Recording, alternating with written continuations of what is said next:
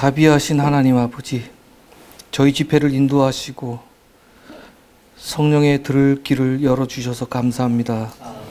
바벨론에 사로잡혔던 백성들이 어떠한 하나님의 섭리로 본성으로 되돌아가 다시 순종하는 법을 배우게 되었는지 지혜를 얻고자 합니다. 돌무더기만 남은 폐허 속에서도 유다에 흩어진 남은 백성들이 하나님의 약속을 믿고 붙듦으로써 복된 소망을 갖게 하신 하나님의 자비를 배우게 하여 주시옵소서. 우리를 귀히 여기시는 예수 그리스도의 이름으로 간절히 기도드립니다. 아멘.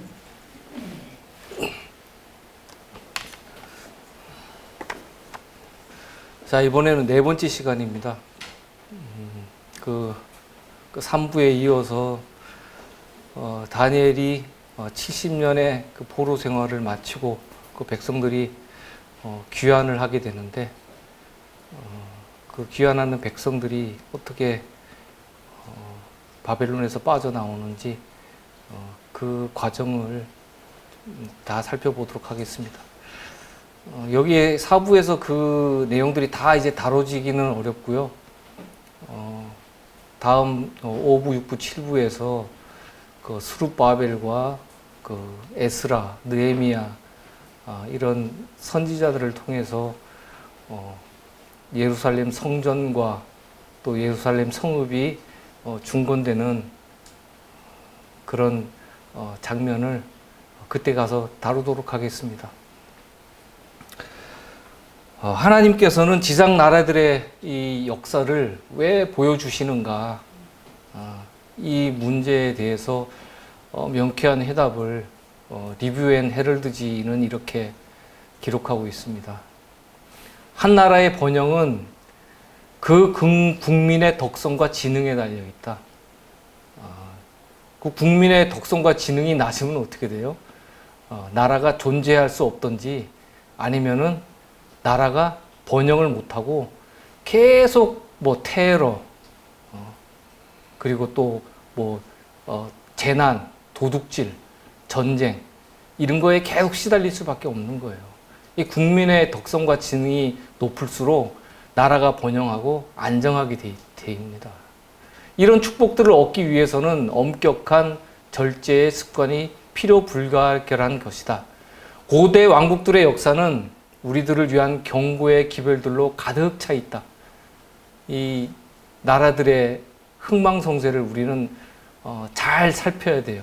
특히 그 전 세 번째 시간에 말씀드렸던 바벨론의 멸망, 그 바벨론의 멸망이 곧 이 지구의 멸망하고 똑같아요. 벨사살 왕 앞에서 다니엘이 그 느부갓네살 왕에게서 벌써 일어났던 그 사건들을 왕이 다 알면서 왜 그것을 이렇게 행악을 해가냐고 그렇게 책망한 것처럼 다니엘이 한 것이 그때 계시록에 무너졌다 큰 성 바벨론이요. 그 다니엘이 선포한 것이 그 내용이에요. 똑같이 이 바벨론이, 이 지구라는 바벨론이 그렇게 또 멸망의 길을 가는 거예요. 거기서 우리는 교훈을 얻어야 돼요. 그것을 역사로 바라보고 그냥 예언으로만 바라볼 것이 아니라 이것은 우리에게 닥친 현실이에요. 그것을 잘 보시고 믿음의 길을 가시기 바랍니다. 사치, 방종, 유흥은 그들에게 멸망의 길을 터놓았다. 벨사살 왕 말씀하시는 거죠. 그 역사는 이 나라가 그들의 신뢰로 교훈을 받고 그들이 받은 운명을 피하는지 보기 위해 존재한다. 그 신뢰를 받았는데 그들이 그 교훈을 잘 받고 멸망할 운명을 잘 피하는지 못 피하는지 그것을 보기 위해서 존재한다고 이렇게 말씀되어 있어요. 그러니까 우리는 잘 피해야 되겠습니까? 피하지 못하게 되겠습니까? 잘 피해야 돼요. 이것을 역사다, 단순히 예언에 대한 어떤 흥미거리로 알아서는 절대로 바른 진리에 서지 못합니다. 자, 여기서 또 갑자기 또 창세기로 넘어갑니다. 조금 좀 왔다 갔다 해서 좀 혼란스러우실 수도 있는데, 왜냐하면은 예루살렘과 관련돼 있어요. 예루살렘이 그리스도의 터예요. 예루살렘이. 예수님께서 초림하시기 전까지 그리스도의 닦아둔 터가 예루살렘이에요. 그래서 제가 이 말씀을 가지고 온 거예요. 여호와께서 가라사대 내 아들 내 사랑하는 독자 이삭을 데리고 모리아 땅으로 가서 내가 내게 지시한 한 산 거기서 그를 번제로 드리라. 창세기 22장 2절 말씀이죠. 여기에 보면은 복음이 나타나 있죠. 이 말씀 하나에. 하나님 아버지의 사랑을 보여주시는 거예요. 아브라함과 이삭을 통해서. 이것을 우리는 복음이라 그러죠. 예. 그 대속할 수 있는 그 양이 생겼다는 것. 그것이 곧 복음이에요. 그리고 이제 역대하 3장 1절에 가면 솔로몬이 예루살렘 모리아산에, 똑같은 모리아산이죠. 이삭을 번제로 드리려고 아브라함이 갔던 그 똑같은 그 예루살렘 모리아산에 여호와의 전 건축하기를 시작하니 그곳은 이전에 여호와께서 그 아비 다윗에게 나타나신 곳이요 여부수 사람 오르난의 타작마당에 다윗이 정한 곳이라 이렇게 기록되어 있어요. 그러니까 이 모리아산은 아브라함과 이삭의 하나님과 관련된 곳이고, 또 다윗이 재앙을 받았죠. 이스라엘을 계수한 죄로 갓 선지자가 나타나서 한 가지를 선택하게 해요. 3년 기근을 당할 것이냐, 아니면 석 달 동안 내가 도망 다닐 것이냐, 대적들에게 쫓겨서. 그리고 아니면 온 백성들한테 3일 동안 온역이 임하게 할 것이냐. 이때 다윗이 어떤 걸 선택했습니까? 예, 온역을 선택했죠. 예, 이것은 심판이에요, 심판. 하나님의 공의가 어떻게 나타났어요? 모리아산에서, 똑같은 모리아산인데 하나는 사랑이 나타났고 하나는 심판이 나타났죠. 이것이 공의예요. 하나님의 공의예요. 그러니까 복음 진리라는 것은 동전의 양면이에요. 어느 한쪽 면이 없어질 수가 없어요.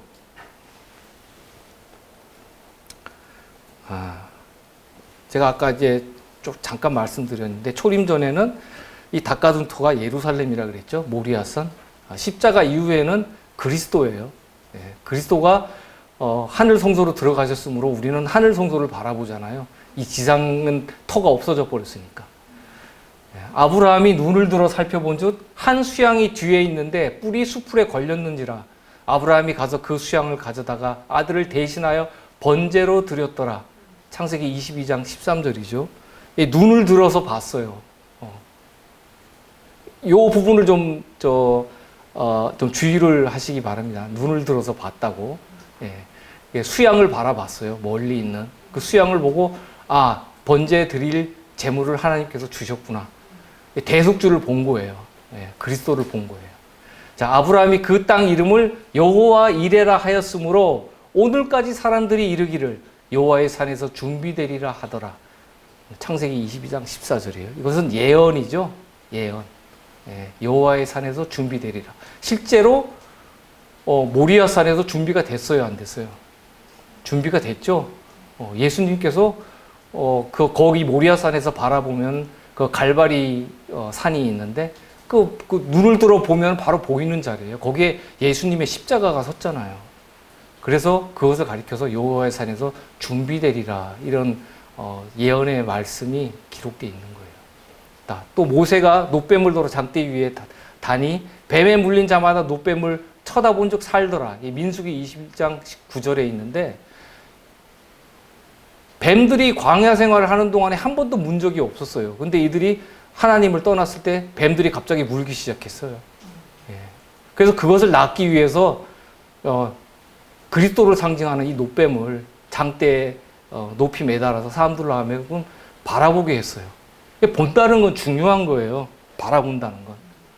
아브라함이 눈을 들어서 멀리 봤을 때 수양을 발견한 것처럼, 우리가 눈을 들어서 노뱀으로 상징된 그리스도를 바라볼 때 우리가 죄의 병이 나을 수 있는 거예요. 또 예수님이 또 이런 말씀도 하셨잖아요. 요한복음 3장 14절에 모세가 광야에서 뱀을 든 것 같이 인자도 들려야 하리니, 이 말씀을 하실 때 사람들이 이해를 못했죠. 이해를 못했어요. 이 구약에 이미 다 이렇게 말씀되어 있는데도 그리스도가 노뱀이 그리스도를 상징하는 건지 이들이 몰랐어요. 이 지도를 좀 잘 보시기 바랍니다. 그러니까 왼쪽에 녹색 테두리가 모리아산이에요. 모리아산이고, 모리아산에 그 아브라함의 번제단이 있던 곳에 성전이 들어섰죠. 그 자리에. 예, 성전이 들어섰고, 그 모리아산에서 맞은편 왼쪽으로 녹색 테두리를 보면 거기가 갈바리 산이에요. 골고다 언덕. 거기에서 아브라함이 수양을 저기서 발견을 해요. 자, 구약시대에 아브라함이 이삭을 드렸던 모리아산의 번제단은 하나님의 성전을 짓기 위한 터로 예비가 됐고, 그 이후에 그곳이 오르난의 타작마당이 됐어요. 네, 오르난의 타작마당이 됐고, 그 오르난의 타작마당을 다윗이 돈을 주고 사요. 네, 사서 그곳이 이제 솔로몬이 성전을 짓는 자리가 되죠. 그리고 아브라함이 이삭을 대신에 드렸던 그 뿌리 수풀에 걸린 그 수양이 있었는데, 뿌리 수풀에 걸렸다는 의미를 혹시 좀 생각해 보신 적이 있으세요? 예? 다리라든가 이런데 이제 올무가 걸렸다든지, 아니면 어디 구덩이에 빠졌다든지, 그것이 아니라 하필은 왜 뿌리일까요? 뿌리 예언에서 무엇을 상징했어요? 권세를 상징했죠. 권세. 예. 권세를, 왕권, 권세를 상징했어요. 그 예수님이 권세가 없었어요? 권세가 있었죠. 창조주신데 왜 권세가 없겠어요? 그러니까 뿌리 숯불에 걸렸다는 거는 예수님께서 이 인간으로 오셔서 사시면서 하나님의 권세를 행하지 않으셨다는 거예요. 하나님의 권세를 행하지 않으셨어요. 자신을 온전히 다 인간들의 손에 다 맡기셨잖아요. 권세를 행하지 않으셨어요. 자신에게 어떠한 작은 유익이 되는 거라도 예수님께서는 행하신 것이 아무것도 없어요. 오로지 이타적인 다른 사람들을 살리고 먹이시는 거, 고치시는 일에만 자신을 다 바치셨어요. 그래서 뿌리 수풀에 걸린 수양으로 상징되어 있어요. 그 수양이 발견된 장소는 십자가가 선 갈보리산, 골고다가 되었어요. 자, 그래서 여호와의 산에서 준비되리라 하신 이 말씀이 여호와의 이레가 성취됐어요. 예수님이 오심으로 인해서. 그 이삭이 아버지한테 물었잖아요. 불과 나무는 있거니와 번제할 어린 양은 어디에 있나이까. 저 자리에 있었잖아요. 갈보리산, 골고다, 십자가. 자, 다시 고린도전서로 돌아가겠습니다. 3장 13절입니다. 각각 공력이 나타날 터인데 그날이 공력을 밝히리니 이는 불로 나타내고 그 불이 각 사람의 공력이 어떠한 것을 시험할 것임이니라. 이 공력은 에르곤이라고 돼 있어요. 이 에르곤은 일, 행위, 임무 이런 뜻도 있어요. 근데 공력이라고 표현되니까 조금 좀 오해될 수 있는 부분도 없잖아 있는데, 어쨌든 에르곤이라는 그 단어의 본 뜻을 알면은 이제 이것이 다른 이제 변형된 우리나라 번역으로 많이 이제 돼 있는데, 그것을 이제 발견하면 같은 말이라는 걸 알 수가 있어요. 14절입니다. 만일 누구든지 그 위에 세운 공력이 그대로 있으면 상을 받고, 그리스도의 진리를 기반으로 한 올바른 믿음에서 행한 것이 아니고 인간적인 어떤 열심, 인간적인 노력 이런 거 가지고 만약에 상을 받으려고 그 공력을 쌓았다 하면은 그 공력이 견뎌냅니까? 견뎌내지 못합니까? 그거는 금은 보석이 아니죠. 금은 보석이 아니에요. 그거는 지푸라기 나무예요. 지푸라기 나무와 똑같아요. 그래서 그것은 타버릴 거예요. 보라 내가 속히 오리니 내가 줄 상이 4개 있어. 각 사람의 그의 일한 대로 갚아주리라. 계시록 22장 12절인데 여기에 일도 에르곤이에요. 공력이에요. 행위예요. 하나님께서 우리한테 주신 임무예요. 그 의의를 행했느냐 행하지 않았느냐, 이것이 에르곤이에요. 15절입니다. 누구든지 공력이 불타면 해를 받으리니 그러나 자기는 구원을 얻되 불 가운데서 얻은 것 같으리라. 자, 해를 받는다고 되어 있죠. 이 해를 받는다는 건 상 받는 개념과 반대가 되는 개념이에요.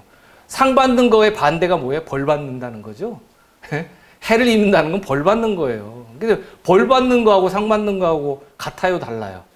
다르죠. 이거는 전혀 반대의 개념인데 이것을 가지고 해를 받았으니까 구원이 있을 것이다. 불 속에서 얻은 것 같으니까 구원이 있을 것이다. 이렇게 해석하는 그 교회들이 많은데 이건 전혀 잘못된 해석을 하고 있는 거예요. 자, 그리고 뒤에 또 얻은 것 같으리라가 돼 있죠. 같으리라. 같으리라는 같은 게 아니에요. 똑같은 게 아니에요. 그 비유인 거예요. 비유. 실제가 아니에요. 자, 또 내가 크고 큰 흰 보좌 그 위에 앉으신 자를 보니 땅과 하늘이 그 앞에서 피하여 간 데 없더라. 계시록 20장 11절에 흰 보좌 심판이 나오죠. 예? 이 똑같은 심판이에요. 해를 받는 거는 없어지는 거예요. 자, 그리고 또 계시록 20장 12절에 보면 죽은 자들이 자기 행위를 따라 책들에 기록된 대로 심판을 받으니 했는데 여기에 쓰인 죽은 자들이 자기 행위대로 받는 이 심판, 행위 이것도 에르곤이에요. 공력이에요. 다르지 않죠? 심판이죠? 네, 해를 받는 건 심판이에요. 근데 이것을 가지고 한 번 받은 구원은 영원하다. 변치 않는다. 이렇게 자꾸 거짓된 교리를 가지고 사람들을 미혹하는데 제발 좀 깨어나시기 바랍니다. 성경은 그렇게 말씀되어 있지 않아요. 그리고 요 뒤에 절에 더 확실하게 나옵니다. 말씀이. 자, 그 말씀은 그 다음에 보기로 하고 이 예루살렘의 멸망이에요. 자, 그리스도의 터 위에 이들이 행한 행위가 뭐예요? 이들의 공력이 뭐였어요? 예? 이들이 뭐 했어요? 저기다가 아까 제가 3부에서 말씀드렸죠? 이전에 예? 므낫세 왕이 성전 마당에다가 아수르 신 짓다 그랬죠? 네. 이게 결국 그들이 쌓은 공력이에요. 그들의 불의예요. 그들의 불법이에요. 제가 그리스도의 터를 얘기했잖아요. 터가 잘못된 건 아니에요. 터는 천년만년 영원 세세토록 변치 않아요. 변한 건 뭐예요? 사람들이 거기서 행한 행위가 변했어요. 엉뚱한 걸 섬겼고 엉뚱한 행위를 했고 없는 사람 억압했고 의로운 자를 죽였어요. 그들이 버린 공력이 이 공력이에요. 불에 타서 해를 받았죠. 없어졌죠. 허물어졌죠. 고린도전서 11장의 말씀은 다른 것을 말씀하시는 게 아니에요. 예루살렘의 멸망을 갖다가 그거를 가리켜서 말씀하신 거예요. 근데 사람들이 이 말씀을 자꾸 오해를 하니까 문제가 생기는 거죠. 이 헛된 공력은 다 필요 없는 거예요. 예수님의 기초로 해서 시작을 했더라도 그들이 쌓아 올린 공력이 불의하고 불법하고 하나님을 배도한 거면은 거기에는 아무것도 남지 않아요. 다 타서 없어지는 거예요. 멸망이에요. 기초만 남았어요.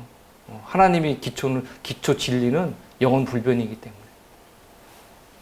자, 그렇게 하고 나서 BC 408년에 예루살렘 성벽이 다 중건이 되고 나서 맨 나중에 이루어진 게 거리와 해자가 조성이 되죠. 예? 우리 안에는 지금 성전이 어디 있어야 돼요? 예, 우리 안에 있어야 돼요. 우리 믿음 안에 하나님의 성전이 있어야 돼요. 지금 아직도 예루살렘에 뭐 제3성전이 생기느니 그러면서 그거 쳐다보는 그리스도인들 많죠? 참 답답해요. 그런 거 보면. 예? 성경을 똑바로 보면은 어떻게 거기에 제3성전을 왜 쳐다보냐고요. 거기에. 이 지상 것은 아무것도 남아난 게 없어요. 다 폐해졌어요. 하나님의 진리, 그리스도의 터가 우리 속에 남아있단 말이에요. 그 진리로서. 그 나중에 한번 보세요. 그분들이 쌓은 공력이 과연 올바른 공력인가.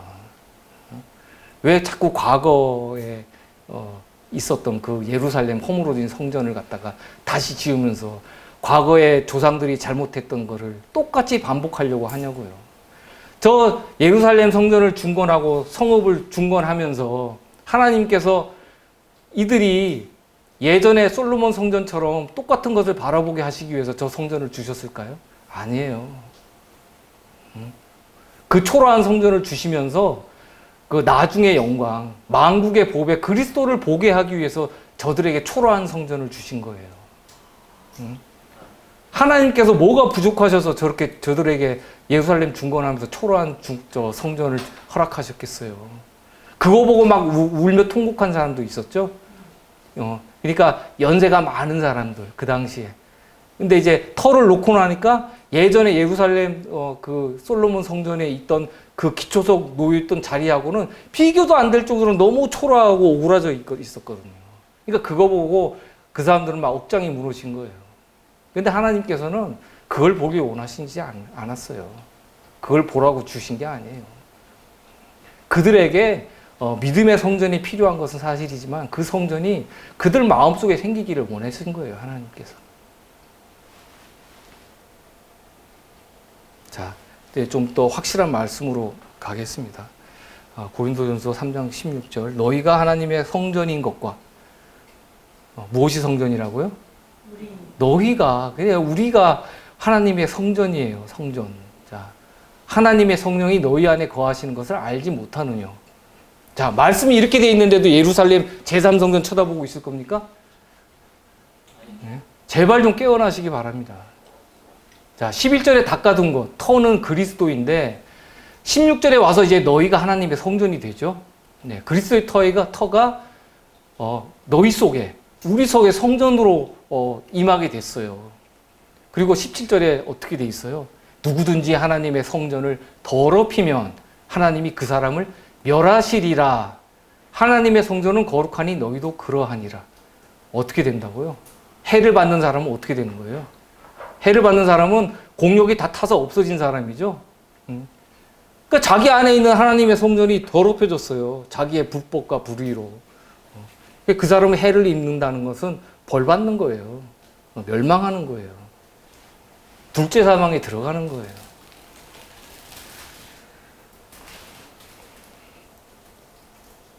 자, 이번에는 베드로 후서로 가겠습니다. 2장 8절. 이 의인이 저희 중에 거하여 날마다 저 불법한 행실을 보고 들음으로 그 의로운 심령을 상하니라. 의인들은 불법한 것을 봤을 때 기분이 좋아요, 나빠요? 뉴스에 뭐 살인사건 나고, 뭐 도둑질하고, 그 안 좋은 뉴스 당하면은, 그 바라봤을 때, 막 짜릿한가요? 기쁜가요? 야, 요번에 또 저기서 무슨 일이 있을 때 막 이런 생각이 드나요? 안 들죠?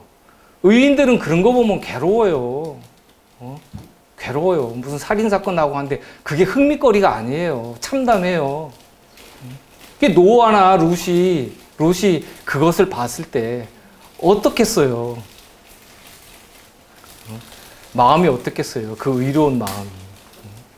자, 일과 그 행실로 번역된 에르고는 이외에도 여러 성경절들 속에 이제 많이 나옵니다. 베드로후서 2장 9절을 보면 주께서 경건한 자는 시험에서 건지시고 불의한 자는 형벌 아래에 두어 심판날까지 지키시며 이렇게 말씀되어 있죠. 예. 지옥 형벌도 아직 이르지 않았어요. 지옥은 지금 없습니다. 지금 뭐 미리 죽은 사람들, 지옥 간 사람들 뭐 누구를 봤다, 뭐 지옥에서 타고 있는 거 봤다, 다 그런 허망한 얘기들, 사단의 기만에서 깨어나시기 바랍니다. 성경 말씀에서 한치라도 어긋나면 그거는 사실이 아니에요. 진짜가 아니에요. 깨어나십시오. 자, 고린도전서 3장 13절에 기록된 불은 사람의 공력, 행위, 행실, 이거에 따른 심판이 있다고 이제 다시 강조되고 있는 거예요. 이 불법한 행실에 대해서는 형벌이 따르는 겁니다. 자, 이제 원고 35페이지에 보면 이런 말씀이 있어요. 사람들은 수백만 달러가 소요되는 값비싼 건물들을 계속 지을 것이다. 지어진 건물들은 아름답고 튼튼하고 견고하고 사람들이 특별한 관심을 갖겠지만 이 건물들이 특별히 견고하고 값비싼 치장을 하였음에도 불구하고 예루살렘 성전과 같은 운명을 갖게 될 것이라는 것이다. 예루살렘의 그 장려한 건물은 넘어졌다. 돌 하나도 돌 위에 첨놓이지 않고 다 무너진 것이다. 이렇게 기록되어 있어요. 여기서 말씀하시는 그 건물은 뭐 반드시 뭐 63빌딩이라든가 뭐 이런 빌딩이 말씀하시는 게 아니에요. 우리가 흔히 말하는 우리 성전이 어떻다. 자기 교회를 성전이라 그러죠. 깨어나세요. 그것도 아니에요. 그것도 다 무너집니다. 우리의 믿음의 성전, 우리 마음 속에 예수 그리스도를 모시면 그 성전은 절대로 무너지지 않아요. 무너지지 않는 성전을 쌓기 바랍니다. 예루살렘 중건의 교훈을 무시한 사람들이 AD 70년 로마 티투스 장군에 의해서 2차 멸망을 당해요. 예루살렘 중건을 하면 뭐합니까? 중건을 했는데도 그 교훈이 하나님께서 주시는 그 교훈의 진정한 의미를 깨닫지 못했기 때문에 그들이 그 선조들이 행했던 것을 그대로 따라서 또 한 거예요. 예수님을 십자가에 못 박은 거예요. 만국의 보배를 발견하지 못한 거예요. 나중의 영광을 보지 못한 거예요. 이제는 지구의 운명이 닿는 마지막 3차 멸망이 남았어요. 우리는 이 실패한 교훈에서 성공의 열쇠를 찾아야 됩니다. 반드시.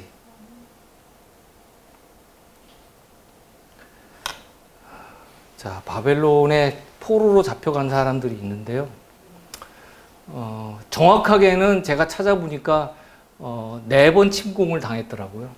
1차부터 4차까지 4번의 침공을 당했는데 영감의 글을 보면 1차, 2차, 3차라 그래서 두 번째 침입이 있었던 그 연합군 침입이 있었던 거를 거기에 넣지 않으신 것 같아요. 그래서 아마 1차, 2차, 3차 침입이 있었다고 그렇게 선지자와 왕에는 기록된 걸로 보여요.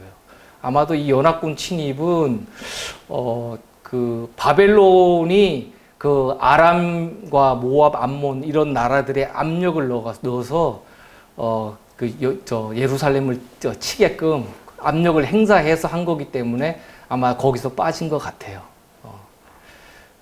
그리고 이 3차 진입, 1차 진입 때 그 여호야김과 왕족, 그리고 1차 침입 때 여호야김과 왕족, 다니엘과 세 친구가 이제 잡혀갔고, 그리고 이제 그 두 번째 연합군 침입이 있었을 때 여호야김이 고위 장교들과 함께 처형을 당해요. 처형을 당했고, 또 2차 침입 때 그 여호야긴, 고니야, 요고니아라고도 불리는데 여호야김의 아들입니다. 여호야김과 그리고 뭐 왕자들, 에스겔도 이때 잡혀가요. 그리고 기스라는 사람이 등장하는데 우리는 이제 잘 알려지지 않았는데 이 사람이 그 모르드게 아시죠?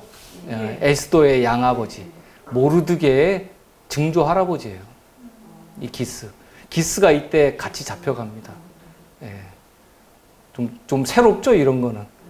그래서 이 기스가 그때 잡혀가서 이제 거기서 이제 후손이 나서 이제 모르드게가 거기서 태어난 거죠. 증조 할아버지인데. 그리고 3차 침입 때 예루살렘 성전과 성벽이 허물어지고 불살라지고 또 832명의 포로와 또 시드기야가 이제 실명을 당하고 또 쇠사슬로 묶여서 이제 끌려가는 일이 생겼습니다. 이 표는 좀 상당히 중요한 표인데요. 좀 주목해서 보시기 바랍니다. 아버지가 개혁자라 그래서 아들도 개혁자는 아니에요. 그렇죠? 그리고 또 아버지가 또 배도했다 그래서 아들이 또 같이 배도하지는 않아요. 이거는 연좌제가 아니에요. 죄는 연좌되는 게 아니에요. 각자 개인의 죄예요. 요시야 왕이 그 애굽 왕 느고와 느고에 의해서 전쟁하다 죽죠. 전쟁하다가 이제 죽으면서 예루살렘으로 돌아갔는데 그 뒤에 이제 그 여호아하스 왕을 세워요. 유다에서 자체적으로 세웠는데 요시야 왕을 죽였던 그 느고가 여기에 대해서 이제 반기를 들고 예루살렘에 와서 왕을 바꿔버려요. 여호야김을 세워요. 그리고 여호아하스를 둘째인데 애굽으로 데리고 가요. 애굽으로 포로로 끌고 가버려요. 그리고 이제 여호야김이 또 처형당하고 나서 여호야긴을 이제 바벨론에서 세웠는데 18살에 이제 이 왕이 됩니다. 18살에 즉위를 하고 3개월밖에 통치를 못해요. 3개월 통치하고 그러고 나서 또 침입을 받아서 바벨론에 의해서 여호야긴이 또 끌려가고 시드기야가 이제 왕이 돼요. 시드기야를 세워요. 근데 시드기야도 또 바벨론의 말을 듣지 않아서 이제 그 다음에 침입해서는 바벨론이 예루살렘을 완전히 파괴시켜 버리죠. 시드기야는 성을 방어하다 도망가다 생포당해요. 이 요시야 왕이 이제 아들이 넷이 있었지만 여호야김이 이제 장자였어요. 이 장자의 이 계통을 따라서 여호야긴에게 이제 이 왕권이 넘어갔고 또 바벨론 포로 시절에 여호야긴이 부다야를 낳아요. 근데 이제 이 형제가 7형제가 있는데 스알디엘 말기람은 일찍 죽었어요. 네, 후사가 없이 일찍 죽었고 또 그 여호야긴이 끌려갈 때 그 에스겔과 아까 모르드게의 증조부라고 했던 기스가 있지 같이 끌려갔어요. 같이 끌려갔는데 에일 무로닥 왕이 여호야긴을 이제 풀어주죠. 풀어줘서 이 사람이 이제 37년 만에 놓여서 그때부터 이제 자유인이 되고 그 에일 무로닥 왕의 식탁에 앉아서 같이 먹고 벗이 되고 했는데 반역이 일어나서 2년 만에 이제 왕이 바뀜으로 인해서 여호야긴은 졸지에 궁정에서 퇴출을 당하죠. 그러니까 먹고 살 게 막막할 거 아니에요. 이게 왕궁에서 재산을 뭐 무슨 예루살렘에서 가져온 것도 아니고 완전히 빈 몸뚱이 하나밖에 없는데 그러다 이제 실제로 이게 어떤 일이 있었냐면은 요 석판이 발견됐어요. 이 이라크 이슈타르몬 근처에서 발견된 석판에 보면 이 5 아들과 함께 수급자 생활을 해요. 수급자. 그러니까 이 바벨론에서 식량을 준 거예요. 너무 가난하니까 못 사니까 그래도 유다의 왕 출신인데 그냥 내버려 두기 뭐하고 그렇다고 불러들여서 왕궁에서 또 식탁에서 같이 먹기는 뭐하고 그러니까 그냥 살 수 있을 만큼 정도의 그냥 식량을 준 거예요. 근데 그것이 석판이 진짜 실제로 발견이 됐어요. 이 성경이 거짓이 하나도 없어요. 100% 아주 딱딱 맞아 떨어져요. 아주 이런 거 보면은 성경을 부정할 수가 없어요. 성경만큼 정확한 기록이 없어요. 그리고 에일 무로당 왕이 그 매제인 네르 갈사레셀에게 이제 암살 됐잖아요. 되고 나서 이렇게 수급자 생활을 하면서 어렵게 또 자식을 부양을 해요. 수급자 생활을 하면서. 근데 그 과정에서 그 전에 이제 스알디엘, 말기람 첫째, 둘째가 다 죽어버렸고 이제 부다야, 세나살, 여가랴, 호사마, 느다비아 해가지고 이렇게 5 아들이 살아남았는데 이제 이 부다야의 그 이름이 여호와께서 속량하셨다는 뜻이에요. 여호와께서 속량하셨다. 예. 그래서 이 이름을 가진 부다야가 이 스알디엘의 자기한테 형수죠. 맏형수죠. 맏형수에게 계대 결혼을 해요. 예. 고엘 제도에 의해서 계대 결혼을 해서 자식을 낳아요. 자식을 낳은 사람이 수룹바벨이에요. 이 수룹바벨. 그래서 성경을 보면 스알디엘의 아들이라고 스룹바벨이 나오기도 하고 부다야의 아들이라고 나오기도 하는 이유가 거기에 있어요. 예. 근데 계대 결혼을 했기 때문에 그리스도의 족보를 보면 스알디엘의 아들이라고 나옵니다. 그리고 스룹바벨이 이름이 또 의미가 있는 게 바벨론에서 태어난 자, 바벨론의 후손 이런 의미가 있어요. 근데 실제로 이 바벨론에서 태어난 자 스룹바벨이 어떻게 됐어요? 나오죠, 바벨론에서. 예. 1차 귀환령, 고레스 5년의 1차 귀환령에 의해서 이들이 예루살렘으로 돌아가요. 그게 보면은, 이름도 참 의미가 있어요. 그죠? 부다야를 통해서 하나님께서 속량을 하시고 그 전에 그러니까 왕들이 지었던 그 죄들 있죠. 그런 거에 대해서 다 속량을 하시고 그리고 스룹바벨을 통해서 또 바벨론에서 태어난 자를 예루살렘으로 돌려보냄으로 인해서 다시금 성전을 갖다 중건하게끔 처음부터 다시 시작할 수 있는 또 은혜의 시간을 또 허락을 하신 거예요. 자, 이거는 다 설명이 된 부분인데 이제 성경에서 이제 이 여호야긴 왕이 노인 것을 어떻게 설명하냐면 예레미야서 52장 31절에 옥에서 내어 놓아 머리를 들게 하였다 이렇게 이제 말씀이 돼 있거든요. 이제 이것은 실질적으로 그가 자유인이 된 거예요. 자유인. 그 전에는 뭐 처음에는 감옥에 갔다가 아니면 뭐 그것보다는 이제 조금 좀 대우가 나아져서 어디 감금 상태였지만 일반 가옥 같은 데서 감금 상태로 이렇게 지내고 마음대로 활동할 수 없게끔 그런 제약을 받았겠지만 이 사람이 점점 이제 놓이고 해서 완전히 놓인 것은 이 에윌무로다 왕에 의해서 놓였다 이렇게 기록이 돼 있어요. 이것은 이제 그 아들 부다야와 그 아들 스룹바벨에 의해서 영적인 하나님 나라가 이제 재건되는 거를 이제 의미를 하기도 해요. 그리고 스룹바벨은 이제 크게 부각되지 않았지만은 특별한 인물이에요. 근데 이제 스룹바벨은 뭐 이렇게 그 예언자가 아니다 보니까 예언을 한 그런 사람이 아니다 보니까 조금 좀 뭐라 그러지 부각이 되지 않아서 그럴지 모르지만 실제로 이제 학개서에 보면 2장 23절에 나 만군의 여호와가 말하노라 스알디엘의 아들 내 종 스룹바벨아 나 여호와가 말하노라 그날에 내가 너를 취하고 너로 인을 삼으리니 이는 내가 너를 택하였음이니라 만군의 여호와의 말이니라 이렇게 말씀하세요. 스룹바벨은 왕권은 없었어요. 왕권은 없었지만은 예루살렘을 재건하는 일꾼으로 부르심을 받은 특별한 사람이에요. 정치적인 리더예요. 하나님께서 당신의 자신의 권위를 그 스룹바벨에게 그 인을 삼았다는 말씀으로 권위를 부여하셨어요. 그래서 이 사람은 특별한 사람이에요. 여자의 또 남 자손이 이 스룹바벨을 통해서 나왔잖아요. 그렇기 때문에 이 스룹바벨을 뭐 다니엘이라든가 뭐 느헤미야라든가 이런 분들보다 못하다 생각하면 안 돼요. 스가랴서 4장 6절 그가 내게 일러 가로되 여호와께서 스룹바벨에게 하신 말씀이 이러하니라 만군의 여호와께서 말씀하시되 이는 힘으로 되지 아니하며 능으로 되지 아니하고 오직 나의 신으로 되느니라. 하나님께서 이런 약속을 하시죠. 너희가 아무리 노력하고 공을 들여도 안 된다. 이것은 왜 그럴 수밖에 없냐. 이것은 하나님의 일이시거든요. 구속사 자체가 하나님의 일인데 이것을 우리가 인간이 한다고요?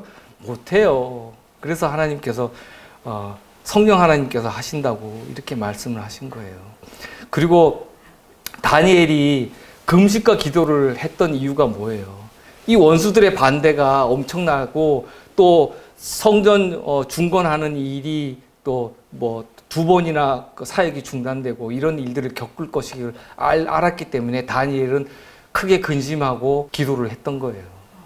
스가랴 4장 7절에 또 이렇게 말씀되어 있어요. 큰 산아 내가 무엇이냐? 내가 스룹바벨 앞에서 평지가 되리라. 스룹바벨 대단한 사람이죠. 스룹바벨 앞에서 평지가 되어버리라 그러고요. 큰 산도 다 필요 없다는 거예요. 그가 머릿돌을 내어 놓을 때 무리가 외치기를 은총이 그에게 있을지어다 하리라 하셨고 하나님께서 특별하게 택하신 왕이에요. 실제적인 왕권을 행사하지는 않았지만 하나님께서는 스룹바벨을 당신의 영적 나라의 왕으로 여기시고 이런 말씀을 하신 거예요. 그 왕 앞에서 평지가 될 수 있지 일반 사람들 앞에서 평지가 될 수 있어요? 산이? 예. 자, 스가랴서 4장 9절 스룹바벨의 손이 이 전의 지대를 놓았은즉 이 전은 이제 성전이에요. 지대를 놓았은지 그 손이 또한 그것을 마치리라 하셨나니 만군의 여호와께서 나를 너희에게 보내신 줄을 내가 알리라 하셨느니라. 이렇게 해서 그가 머릿돌을 놓았을 때 중건 사업이 마치리라는 보증이 주어졌어요. 스가랴서 4장 10절에 작은 일의 날이라고 멸시하는 자가 누구냐? 이 일곱은 온 세상에 두루 행하는 여호와의 눈이라. 다림줄이 스룹바벨의 손에 있음을 보고 기뻐하리라. 그 일곱 눈은 계시록에도 나오죠. 예, 성령 하나님이세요. 여호와의 눈.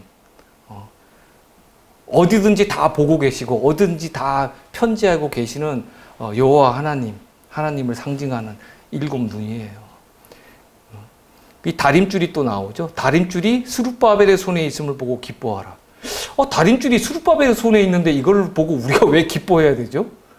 이거 좀 이상하죠? 왜냐하면은 하나님의 표준을 다시 세우는 거예요. 네, 이 성전. 네, 성전을 세울 때 이걸 뭐 내 보기 좋게 마음대로 꾸미는 게 아니에요. 이 다림줄이 어떻게 돼요? 다림줄은 수직이에요, 수직. 수평줄을 보는 게 아니라 다림줄을 달아서 위에서 아래로 늘어뜨리는 거예요. 그래서 벽이 삐져나오면 안 돼요. 반듯해야 돼요. 이거 하나님의 표준이에요. 계명이에요. 율법이에요. 이것을 보는 거예요. 정확하게. 여기서 어그러짐이 있으면 안 되는 거예요. 그래서 표준을 갖다가 이 스룹바벨을 통해서 다시 세우는 거예요. 터는 그대로라 그랬죠. 예, 그리스도가 우리의 터라 그랬어요. 그 터는 변함이 없었어요. 단지 바뀐 건 그 위에다 사람들이 자기 공력을 쌓았기 때문에 그 공력을 다 허물어 버리고 다시 시작하는 거예요. 이 볼품 없이 보이는 이것을 가지고 사람들이 작은 일의 날이라고 멸시하는 자가 있으면은 큰 코 다친다.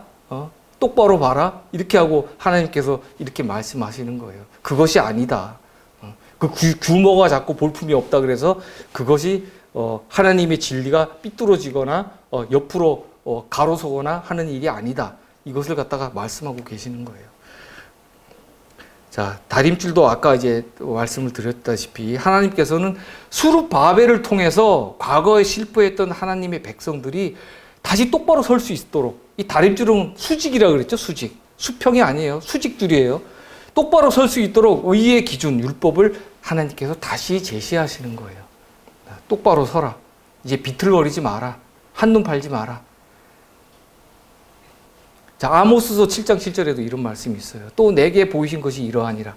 다림줄을 띄우고 쌓은 담 곁에 주께서 손에 다림줄을 잡고 서셨더니, 여기서는 스룹바벨이 아니라, 주께서 다림줄을 잡고 서셨다 그래요. 이건 심판이에요. 심판. 8절. 내게 이르시되 아모스야 내가 무엇을 보느냐? 내가 대답하되 다림줄을 내 백성이 이스라엘 가운데 베풀고 다시는 용서치 아니하리니, 이렇게 말씀되어 있어요. 다시는 용서치 아니하리니. 이거 정전 중건 다시 되고 나면은 그때는 다시 용서하는 게 없다. 이 다림줄대로 똑바로 너네들 이제 너희 공력을 쌓아야 된다. 이렇게 말씀하고 계세요. 그래서 스룹바벨은 희망이 다 사라지고 이제 꺼져버린 것 같은 재 속에서 하나님 나라의 불씨를 살린 사람이에요. 스룹바벨은. 우리는 그의 이름의 뜻처럼 영적으로 바벨론에서 태어난 자예요. 우리가 스룹바벨이에요. 우리가 바벨론에서 태어나서 바벨론에서 나왔잖아요. 그래서 스룹바벨이라는 이름이 멀리 있는 이름이 아니에요. 우리가 바벨론에서 났기 때문에. 근데 이제 이 70년 동안 포로 생활을 하는 중에 그 바벨론의 융화 정책에 의해서 동화되고 정착한 사람들이 많았죠. 그래서 실제로 그 칙령이 3번이나 내렸지만 나온 사람들 수는 참 적었어요. 자기의 어떤 기득권, 이런 이익, 이런 걸 다 포기하고 하나님께 순종하겠다고 선택한 그런 믿음의 사람들은 너무나도 적었어요. 지금도 우리가 이 남은 무리가 너무 적죠. 여전히 적어요. 하나님 나라는 적다 그랬어요. 무리도 적고 나라도 적고. 그 신앙생활 하면서 그 부분은 항상 감안을 하시고 마음을 굳건히 하셔야 돼요. 자, 예루살렘 성전과 성이 다 이제 중건되는 데는 무려 130년이 소요됐어요. 참 오래 걸렸죠? 네, 130년이 걸렸어요. 고레스 왕 때 BC 537년에 조서가 내리고 536년부터 이제 그 성전 중건 공사가 들어갔어요. 예, 들어가서 성전이 완공되기까지는 또 20년이 걸렸어요. 근데 성전 스룹바벨이 성전 준공 완공하기까지 또 한 번 또 중단되는 사태가 있었죠. 그래서 이제 귀환하고 나서 BC 516년에 성전이 완공이 됐는데 4년이 또 소요가 됐어요. 그리고 이때가 이제 일어난 선지자들이 학개와 스가랴예요. 학개와 스가랴가 바벨에게 막 힘을 주잖아요. 하나님의 말씀을 전하면서. 그리고 아하수에로 왕이 이 5번째 왕이에요. 메대 바사의 5번째 왕이 아하수에로예요. 그리고 이때 일어난 사건이 하만의 유다인 멸절 계획 음모가 있었잖아요. 이때, 그죠? 그래서 이제 불임절이 생긴 거죠. 그리고 그 다음에 6번째 왕이 아닥사스다 왕이에요. 아닥사스다 왕의 조서가 BC 457년에 내리죠. 이때가 2300주야가 시작되는 기산점이에요. 저도 나중에 시간이 되면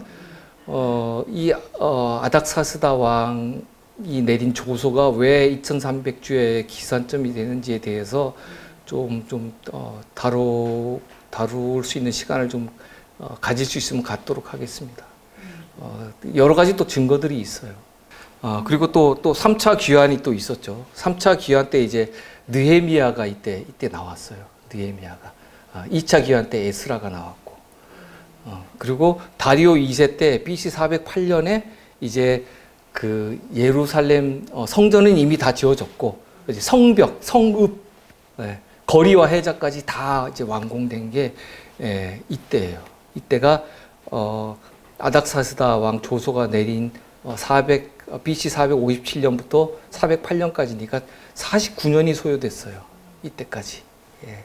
이것을 다니엘서 9장 25절에는 7일에 동안 일어난 일이다. 거리와 해자가 이루어졌다. 이렇게 말씀하고 있어요.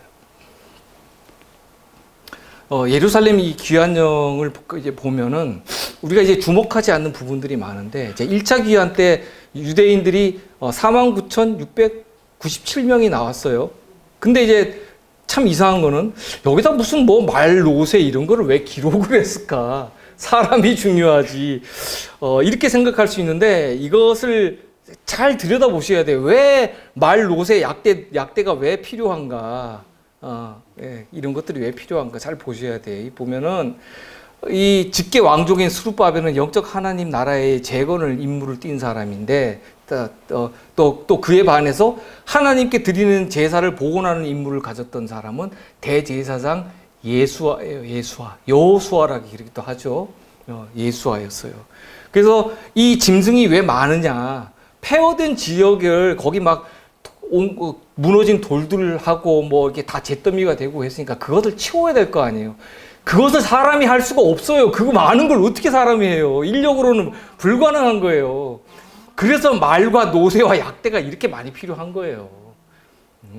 이제 가만 보세요. 귀환령 내릴 때마다 주어지는 것들이 달라요. 매번 바뀌어요. 가만 보세요. 왜 바뀌는가? 이제 처음에는 이것이 짐을 부릴 짐승이 많이 필요하니까 이렇게 이걸 끌고 갔어요. 자, 그리고 이제 장면이 잠깐 좀 바뀌었네요. 요 표는 제가 뭐 나중에 시간 되면 좀 나눠 드리겠습니다. 요것을 보면은 뭐 느헤미야서나 에스라서나 에스더서나 뭐 학개, 스가랴 이런 여기저기 막 흩어져 있는 말씀들 보면 복잡하죠. 정리가 안 돼요. 이게 순서대로 정리가 되는데 순서대로 정리가 안 돼요. 그래서 제가 이 말씀을 갖다 이렇게 좀 순서대로 좀 어느 정도 좀 정리를 해봤어요. 순차적인 사건이 어떻게 이루어지는지. 그러니까 이것을 나중에 표를 나눠드리면 요 보시고 성경절을 한번 찾아보세요. 찾아보시라고 성경절도 넣어드렸으니까 한번 찾아보시고 그리고 이제 536년에 1차 귀환 있고 나서 성전 제공이 착공됐는데 사마리아인들의 방해가 있었잖아요. 이때 이제 이들이 벌린 일이 뭐냐면 다리오 1세가 즉위할 때까지, 이때가 이제 고레스 때부터였어요. 고레스 왕 때부터 다리오 1세가 즉위할 때까지 이들이 한 일이 뭐예요? 왕실 고문들에게 뇌물을 먹였어요. 지독하죠? 돈도 많은가 봐요. 어떻게 계속 왕 바뀔 때마다 뇌물을 계속 써서 그거를 방해할 생각을 하냐고요. 그 돈 있으면 차라리 자기네 성전을 하나 쌓는 게 낫겠어요. 내가 볼 때는. 참 어처구니 없는 일을 벌였어요. 그러니까 이건 결국엔 반대를 위한 반대예요. 반대를 위한 반대지. 이들이 똑바른 사람들이 아니라는 걸 알 수가 있어요. 자, 그리고 또 516년에 이제 두 번째 성전이 완전히 이제 완공이 되죠. 이때가 다리오 1세 6년이었어요. BC 516년이었고, 그리고 아까 이제 잠깐 넘어갔습니다만 유다 멸절의 음모가 있었던 그 아수수에로 왕 때 또 이런 일들이 있었어요. 이것은 뭐 자세히 설명하지 않겠습니다. 이거는 이제 도표를 나중에 나눠드리면은 한번 말씀을 찾아보시고, 이 왕 때 이런 일이 있었구나 하고 이제 이거를 이제 좀 이해하시기 편하게 하시기 위해서 이제 도움 드리려고 일부러 만든 거예요. 그러니까 참고만 하시면 되겠습니다. 사건이 중요한 거지, 뭐 누가 뭘 했고 가지고 이런 거 중요한 게 아니라 사건이 중요해요. 그리고 이제 모르드게가 이제 공을 세운 게 큰 게 하나 있었죠. 네, 아하수에로 왕 암살 음모를 갖다 분쇄했기 때문에 그 공 때문에 이 모르드게가 나중에 이제 크게 쓰이죠. 네, 크게 쓰이는 일이 생겼어요. 근데 그걸로 인해서 하만의 그 유다인 멸절 음모를 갖다가 분쇄시킬 수 있는 그 기반이 마련이 됐어요. 자, 2차 기환 때는 이때가 BC 457년인데 이때 제사장 겸 학사인 에스라가 나왔어요. 남자가 1775명, 레위인 38명, 느디님 사람 220명. 좀 이상한 말이 있죠? 느디님? 느디님 사람이 누군지 혹시 아세요? 아시는 분? 느디님 사람. 예, 참 생소할 거예요. 예, 요거는 제가 다음 뒷부분에 설명을 드리겠습니다. 자, 2차 기환 때 가지고 나온 건 뭐예요? 약대, 말, 노새 있어요? 없죠? 없죠? 전부 다 돈만 가지고 나왔어요. 왜? 경제적으로 어려웠거든요. 경제적으로. 그렇죠. 2차 기환 때 이렇게 많은 걸 가지고 나온 이유가 약대, 노새, 말 이용해서 막 치우고 이제 어느 정도 쌓다 보니까 경제적으로 어려운 거예요. 예. 이게 지원이 끊겨버린 거예요. 사마리아인들이 막은 거죠. 그래서 이제 이것을 가지고 와서 다시 중건 사업을 시작을 하는 거예요. 금이 100달란트면 이건 347kg 금 보셨어요? 엄청나죠? 은이 750달란트인데 이게 2602kg이에요. 어마어마해요. 이걸 가지고 나왔단 말이에요. 자, 성전 봉사의 복원과 율법 교사의 임무를 이 에스라가 띄고 나왔어요. 그러니까 이제 성전이 중건됐으니까 이제 하나님의 예배를 바로 세우고 또 하나님의 율법을 행하라. 백성들에게 그걸 가르치라. 이런 임무를 가지고 에스라가 나오게 된 거예요. 자, 그리고 3차 귀환 때는 이번에는 뭘 데리고 나왔어요? 군대를 거느리고 나왔어요. 느헤미야는. 왜요? 느헤미야가 바사에 있을 때 어떤 일이 일어났어요? 사마리아인들이 성벽을 허물고 성문에 불 지르는 일이 있었잖아요. 그래서 느헤미야가 군인을 끌고 간 거예요. 왜? 함부로 범접하지 못하도록 느헤미야가 총독으로 부임을 했어요. 총독으로 가면서 이 군대 장관과 군인이 동원돼서 거기를 갔어요. 그런 것들을 함부로 자기 뜻에 맞지 않는다고 왕명을 어긴 자들을 처벌하고 막기 위해서 이 군인들이 동원이 돼요. 그래서 1차 기한, 2차 기한, 3차 기한을 가만 들여다보면은 이들이 왜 말과 약대와 노새가 필요했고, 왜 또 2차 기한 때는 또 은 같은 달란트가 필요했고, 3차 기한 때는 왜 군대가 필요했는지 그런 부분들을 우리가 이제 볼 수가 있는 거예요. 그래서 이런 것까지 하나님께서는 세세하게 다 기록으로 남기신 거예요. 자, 2차 포로 귀환은 율법의 회복과 관련이 돼 있어요. 에스라가 나왔죠. 제사장 겸 학사니까. 그 3차 귀환 때는 군대가 동원됐다 그랬죠. 이제 율법을 수호하기 위해서는 군대가 필요해요. 예? 우리가 하나님의 백성으로 머물고 있으면 돼요, 안 돼요? 우리 그리스도의 군사가 돼야 되잖아요. 예? 우리 율법을 수호하기 위해서는 군사가 있어야 되는 거예요. 이거는 그냥 백성만 있어서는 안 되는 거예요. 율법의 수호자가 되기 위해서는 군대가 있어야 되는 거예요. 그래서 느헤미야가 상징적이지만 그 이방의 군대지만 그 군대를 끌고 온 거란 말이에요. 율법을 수호하기 위해서. 그리고 나중에 실제로 느헤미야가 예루살렘 성벽을 다시 지을 때 칼을 차고 하잖아요. 칼을 차고 감시자들 세우고 파수꾼들 세우고 주야로 적들이 침입하는지 못하는지 다 지키고 그렇게 하면서 칼을 차고 갑옷 입고 그 성벽을 갖다가 쌓았어요. 군대가 필요해. 군대는 하는 일이 뭐냐면 싸움도 해야 되고 그리고 진리도 수호해야 돼요. 율법을 수호해. 두 가지를 다 같이 해야 돼요. 마지막 백성을 상징하는 거예요, 이 느헤미야가. 근데 그 특징이 뭐냐면은 이 사람은 왕족도 아니었어요. 그리고 제사장도 아니었어요. 일반 평신도였어요. 일반 신자였어요. 일반 신자가 이런 일을 한 거예요. 이런 일을 한 거예요. 마지막 시대 이제 늦은 비 성령 받았을 때는 선지자가 따로 없어요. 그땐 늦은 비 받은 사람들이 다 선지자예요. 그들이 다 외쳐야 돼요. 그리고 이제 에스더서에 잠깐 이제 제가 설명을 드리면, 이 모르드게가 이제 사촌이잖아요. 사촌 오빠로 알고 있는데, 이 부모가 없는 이 에스더를 갖다가, 자기 딸로 삼아서 양육을 하잖아요. 보면은 모르드게가 상당히 어떤 해안이 있었던 것 같아요.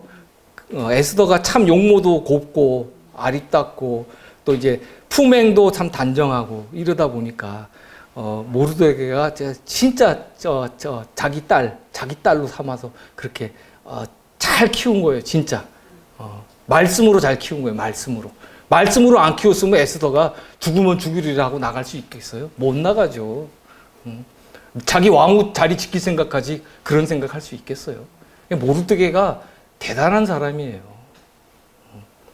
아까 수룹바벨도 말씀드렸지만 모르드게도 대단한 사람이에요. 그리고 또 모르드게가 또 그러잖아, 에스더한테. 자기 민족과 종족을 다른 사람들에게 알리지 말라 그러잖아요. 그걸 끝까지 숨겼단 말이에요.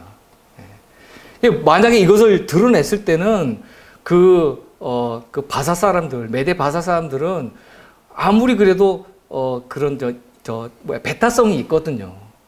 자기 텃세 있잖아, 텃세. 하다못해 어느 지역에 가도 텃세가 있는데 자기 민족이 아닌 다른 민족이 무슨 큰 고관 대작을 하고 뭐 왕후가 되고 하면은 그 질투 시기가 없겠어요? 있단 말이에요. 그래서 그런 것들로부터 모르드게는 어렸을 때부터 교육을 해서 그녀를 보호했던 거예요.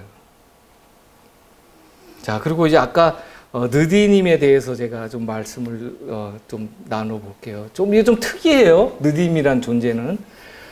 이 느디님은 주다라는 의미를 가지고 있는데 이 어근을 찾아보면 나탄이거든요. 나탄인데 이 바쳐진 사람들이라는 뜻을 갖고 있어요. 성전에 바쳐졌다, 봉헌되었다 이런 뜻이 있어요. 성전 봉사에서 허드렛 일을 하는 사람들이었어요. 예, 이들은 레위인들 밑에서 허드렛 일을 하는 사람들이었어요.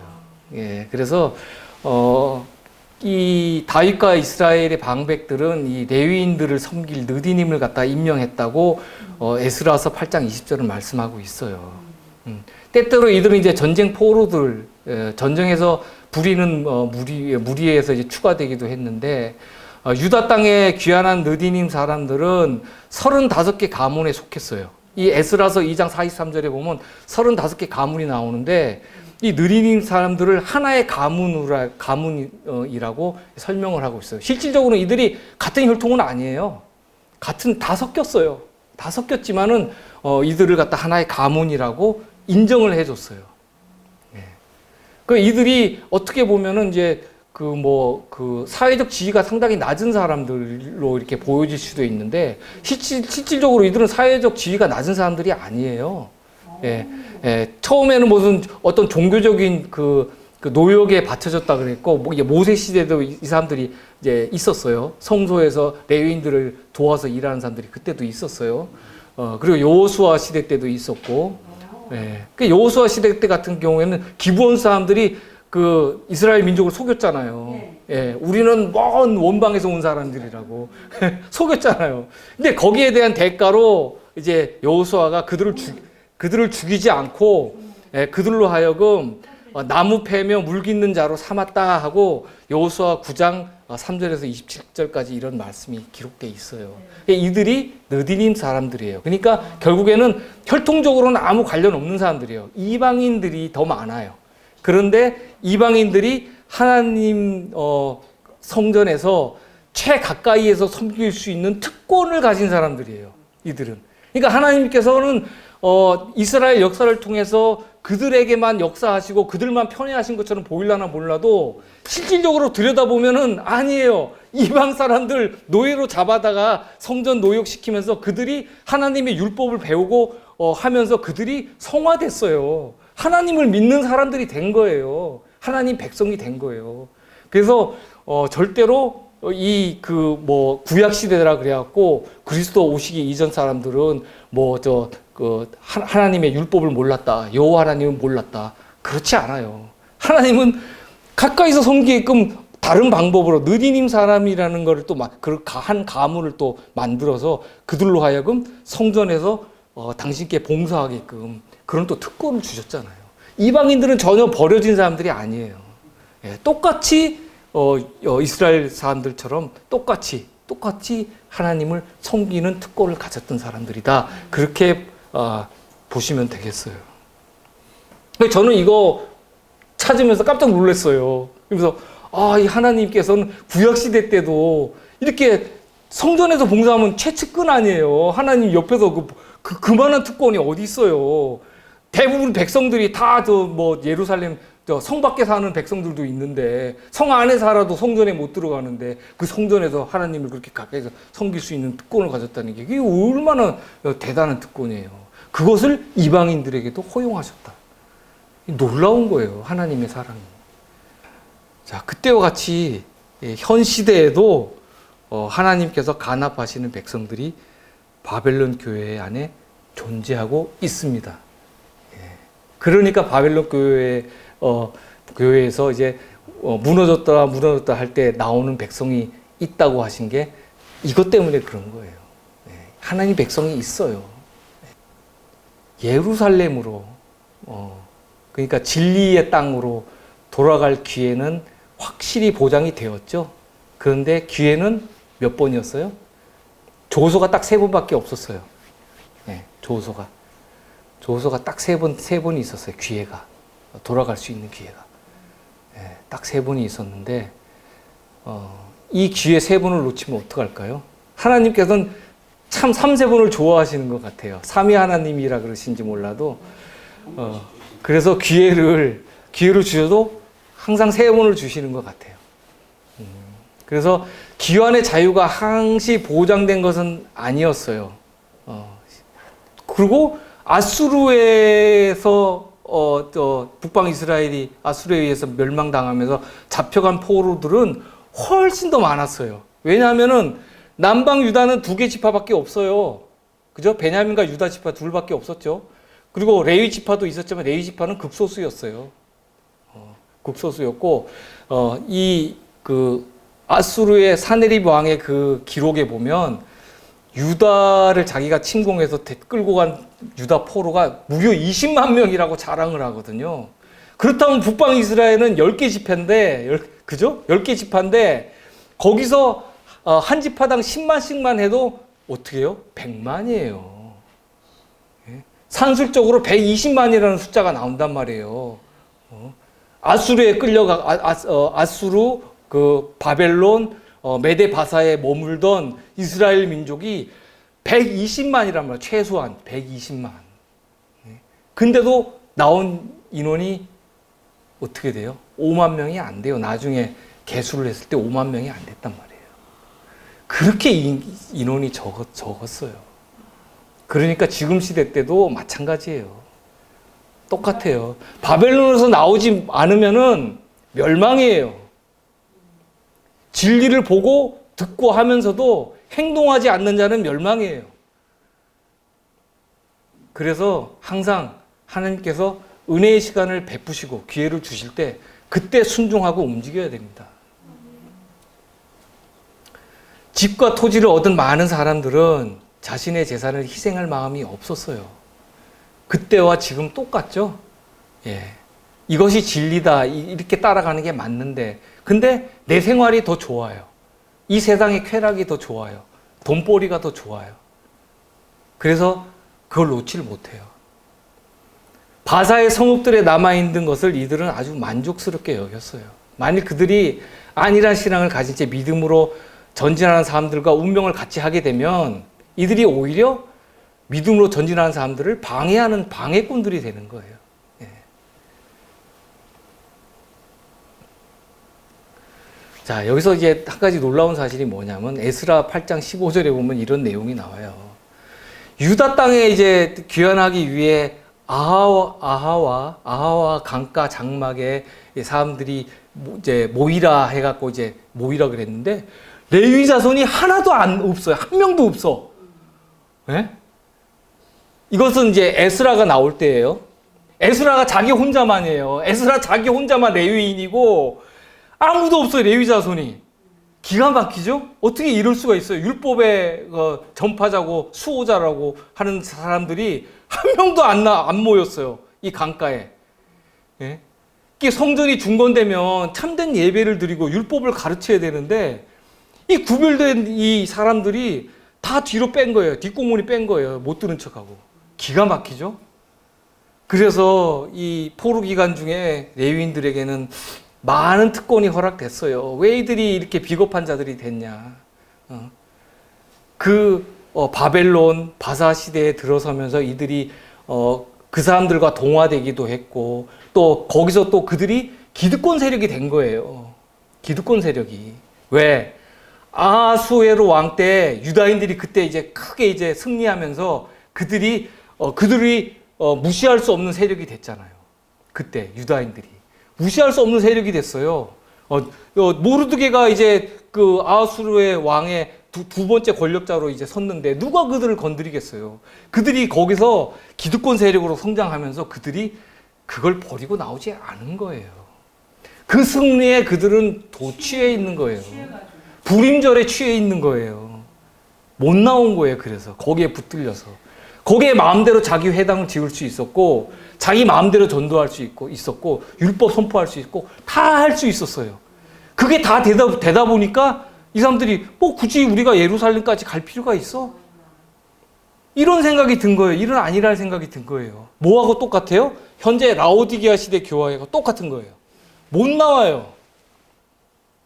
생애 밑에서 이런 진리 전하죠. 곧바른 진리 전하죠. 옳다 하면서 그분들이 어디 있어요? 그 자리 그대로 머물러 있어요.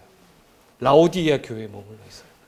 영적 상태가 그때와 지금하고 똑같아요. 하나도 달라진 게 없어요. 제발 깨어나시기 바랍니다. 진리가 우리를 인도하는 거지 자신의 교단과 교회가 인도하는 게 아니에요. 제사장들은 하나님께 예배하는 일을 지도했고 백성을 가르치는 회당 건축이 가능했어요. 많은 것이 허용됐죠. 안식일 준수도 할 수 있었고 그거 가지고 책 잡는 사람은 아무도 없었어요. 지금도 똑같죠? 독특하고 성스러운 예배의식이 자유로이 거행되도록 다 허용됐어요. 뭐가 문제야? 다 되는데. 우리가 예루살렘에 왜 가야 돼? 버릴 게 너무 많잖아요. 안 나오죠? 예. 핑계 대죠? 내가 이거 뭐 더 해야 돼. 저거 더 해야 돼.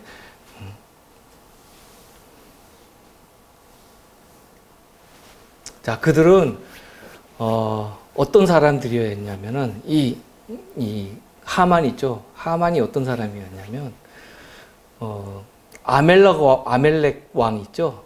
아멜렉 왕 족속에 아말렉 족속, 아말렉 왕 아각의 후손이에요. 하만은.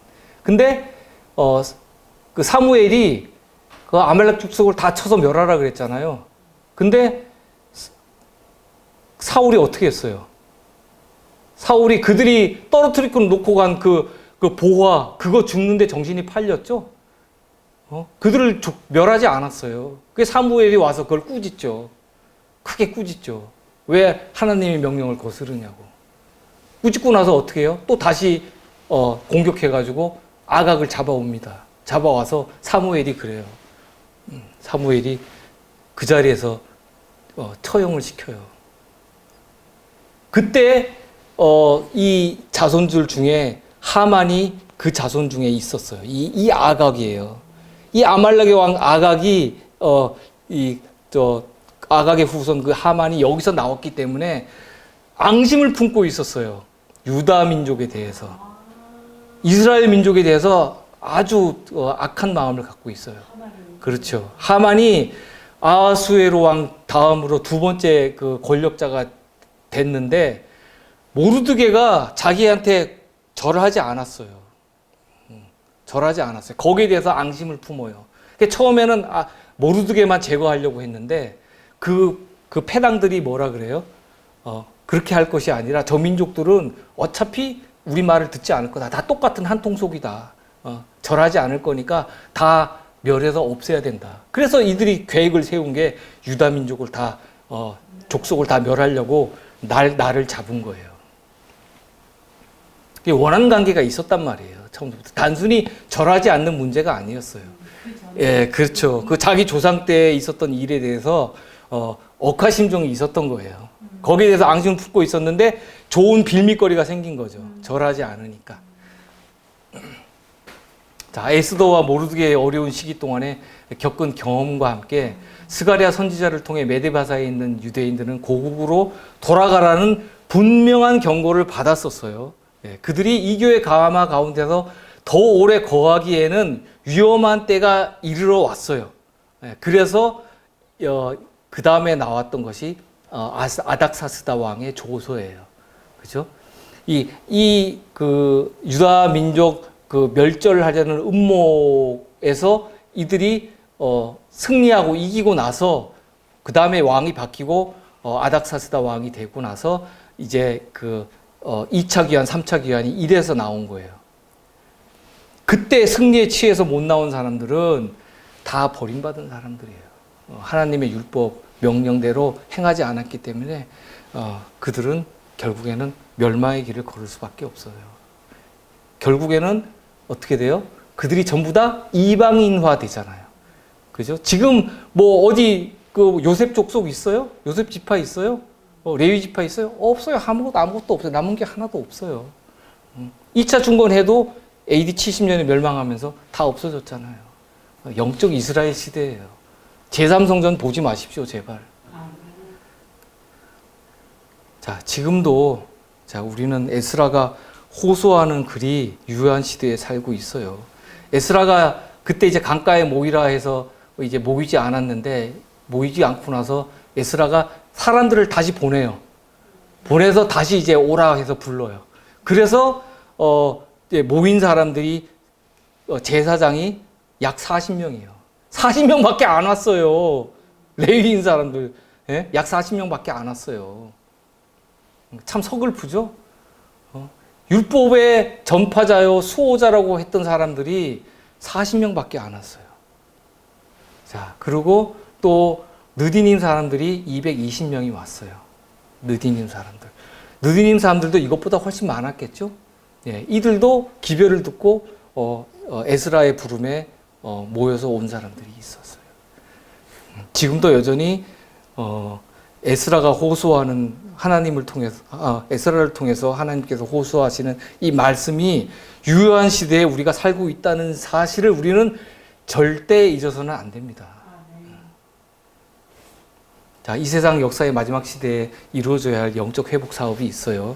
선지자 왕 675페이지와 677페이지 읽겠습니다. 오늘날에 수행되어야 할 개혁 사업에도 에스라와 느헤미야처럼 죄를 변명하거나 핑계하지 아니하고 하나님의 영광을 옹호하는 이 일에서 한치도 물러서지 아니할 사람들이 필요하다.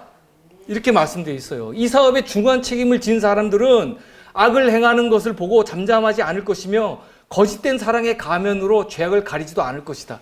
거짓된 사랑이 많아요. 사랑으로 다 포용하자 그러죠? 사랑으로 다 덮을 수 있을 것 같죠? 아니에요. 거짓된 사랑이에요. 진리의 사랑이 진짜 참사랑이에요. 그들은 하나님께서는 사람을 차별치 아니하시고 소수에게 엄중함이 다수에게 은혜가 될 수 있다는 사실을 기억할 것이다. 그들은 또한 죄를 견책하는 사람들에게서 언제나 그리스도의 정신이 나타나야 한다는 사실을 기억할 것이다. 에스라와 느헤미야는 그들의 사업을 수행하는 데 있어서 하나님 앞에서 자신을 낮추고 저희 죄와 백성들의 죄를 자복하고 마치 자기 자신들이 존재자인 것처럼 용서를 강구하였다. 이렇게 돼 있어요. 이런 자세가 사역자들한테 이런 자세가 나와야 돼요. 형제 자매들의 죄가 내 죄인 것처럼 자복하고 중보하는 그런 기도가 있어야 돼요. 그들은 끈기 있게 수고하고 기도하며 고생을 견디었다. 그들의 사업을 가장 어렵게 한 것은 이교도의 공공연한 적의가 아니라 친구인 채 하는 사람들의 은밀한 반대였는데 그들은 악한 일에 그들의 세력을 더함으로 하나님의 종들의 수고를 10배나 증가시켰다. 더 힘들게 했어요. 친구인 채 가장한 사람들 있죠. 그러면서 우리가 뭘 하려고 하면 동참하지 않아요. 없어요. 슬퍼요. 그래서 슬퍼요. 예. 은밀한 반대자들이에요. 친구인 채 하면서. 이런 사람들이 있어요. 우리 중에. 그래서 슬퍼요. 이 반역자들은 주의 원수들에게 하나님의 백성과 싸울 때 사용할 재료를 공급해 주었다. 그들의 악한 감정과 반역적인 마음은 언제나 하나님의 분명한 요구와 교전 중에 있었다. 하나님과 전쟁하고 있는 사람들이 그리스도인 안에 있어요. 하나님하고 전쟁하면 돼요, 안 돼요? 네? 하나님께 순종하려고 노력해도 될까 말까인데 감히 하나님하고 전쟁을 해요? 수르바벨과 에스라와 느헤미야의 지도하에 돌아온 방랑자들이 수행한 복구사업과 개혁사업은 이 세상 역사의 마지막 시대에 이루어져야 할 영적 회복사업을 묘사한다. 이렇게 돼 있어요. 우리가 회복해야 될 영적 사업을 하기 위해서는 우리가 수르바벨이 돼야 되고 에스라가 돼야 되고 느헤미야가 돼야 돼요. 당신이 하시오. 당신이 좀 배웠으니까 당신이 말씀 더 오래 전했으니까 하시오. 아니에요. 우리가 다 이거 해야 돼요. 성경책 보고 계속 파고 들어야 돼요. 힘을 달라고. 이스라엘 남은 사람들은 원수의 파괴 행위에 노출된 연약한 백성들이었으나 하나님께서는 그들을 통하여 당신과 당신의 율법의 지식을 세상에 보존하시고자 목적하셨다. 그들은 참 예배의 수호자들이요 거룩한 말씀의 보존자들이었다. 성전과 예루살렘 성벽을 재건할 때 그들은 여러 가지 경험들을 겪었다. 강한 반대를 당하였다. 이 사업의 지도자들이 진 부담은 무거웠으나 이 사람들은 확고부동한 신념과 겸손한 정신과 하나님께 대한 굳은 신뢰심을 가지고 전진했고 그들은 하나님께서 당신의 진리를 승리로 이끄실 줄을 믿었다. 히스기야 왕처럼 느헤미야는 여호와께 연합하여 떠나지 아니하고 계명을 지켰고 여호와께서 저와 함께 하셨다. 이렇게 기록되어 있어요. 자, 지금은 영혼들을 회개시키는 일에 큰 역사가 일어날 때예요. 근데 왜 역사가 일어나지 않아요? 왜 역사가 일어나지 않아요?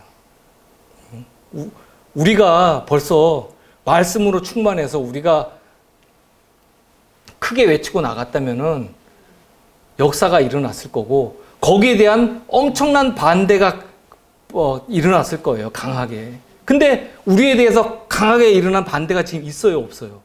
없잖아요. 그럼 우리가 지금 안 움직이고 있다는 거예요. 우리 안에 역사가 없다는 거예요. 우리 현실을 좀 냉철하게 좀 바라봤으면 좋겠어요. 너무 가슴 아프고 슬퍼요. 똑바로 나아가라. 담대하라. 지금은 영혼들을 회개시키는 일에 큰 역사가 일어나야 할 때이다. 기별은 지금까지 전해온 것에서 결코 변하지 말아야 한다. 성경에 예언된 대로 교회 안에서도 마귀의 기만적인 정신과 교리들이 나타날 것이며, 어디서 나타난다고요? 교회 안에서. 교회 안에서 나타난다 그랬어요. 교회 안에서. 바깥에 있는 거에 문제가 아니에요. 우리 안에서 이런 잘못된 정신과 교리가 나타났어요? 경험적으로 아시잖아요, 여러분들은. 나타났었죠? 앞으로도 또 나타날 거예요. 이 악한 영향들은 점차 그 세력을 떨칠 것이다. 그러나 처음 가진 그대의 견고한 믿음을 끝까지 지키도록 하라. 마지막 날의 위기가 우리에게 닥치고 있다. 이렇게 말씀되어 있어요. 자, 우리는 바벨론 포로에서 귀환한 유다의 남은 자들이에요. 각 사람의 다른 시기와 다른 신앙의 경험을 통해서 바벨론에 취하는 독주에서 깨어나서 이 자리에 있게 된 것이에요. 그러나 진리를 승리로 이끄시는 하나님과 연합하지 않으면 스스로 나태해지고 영적 바벨론으로 돌아가든지 진리의 수보자들을 반대하는 대적의 편에 설 수밖에 없어요. 전쟁터에서는 중립지가 없습니다. 진리에 머무는 자는 제자리에 서 있는 자가 아니라 개혁자로서 진리와 함께 전진하는 자입니다. 한 걸음 앞선 동역자의 나팔 소리에 반응하여 진리의 빛을 쫓는 대호 속에서 함께 행진하는 백성이 되기를 간절히 강구합니다. 기도하고 마치도록 하겠습니다. 하나님 아버지, 저희가 하나님의 인도하심으로 바벨론의 포로에서 돌아온 유다의 남은 자임을 깨닫게 하여 주셔서 감사합니다. 그러나 우리 중에 많은 이들이 하나님의 진리를 올바로 받아들이지 못한 채 멍해로 여기고 바벨론으로 돌아갔습니다. 저희 남은 무리가 너무도 적고 미약합니다. 비록 그러할지라도 수룹바벨의 손이 이 전의 지대를 놓았은즉 그 손이 또한 그것을 마치리라 하셨사오니 그 주신 약속의 말씀으로 주께 의지하게 하옵소서.